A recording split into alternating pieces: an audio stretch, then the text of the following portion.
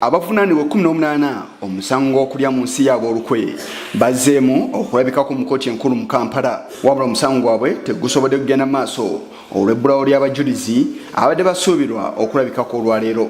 Okusinziira ku muwabi wa gavumenti Jatiko Thomas bakwasaganyiza abajulizi babiri era nti be baadde basuubirwa okulabikako olwaleero wabula asabye bamuwe ennaku 2 nga n'olwaleero okweyoli basobole okuddamu okubakwasaganya obulungi. Agreed with them.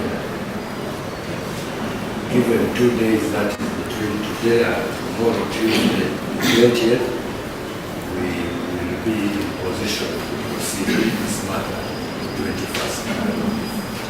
So that the court grants where it is because the witnesses are not readily available now, owing to changes which have happened.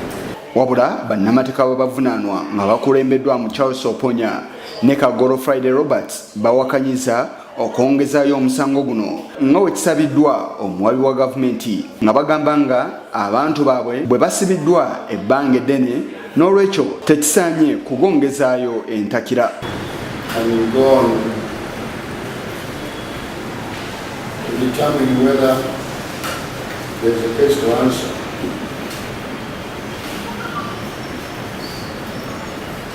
My Lord, in case this Honorable Court is inclined to grant the prayer, then I pray it tomorrow, not Wednesday. The application we made on Wednesday, the court is inclined to grant the adjournment for Wednesday, then on that day.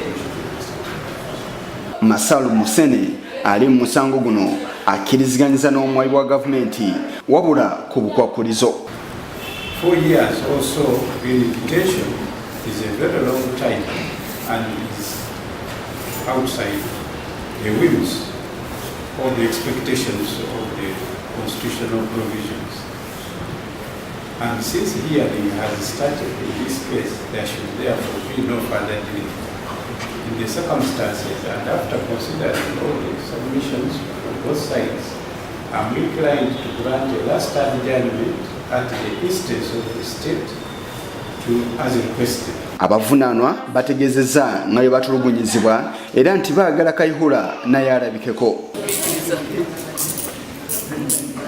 Tulibagumiikiriza emyaka ekigenda 4 tukyagumiikiriza. Tulina komiti. Nenga babatulugunyako.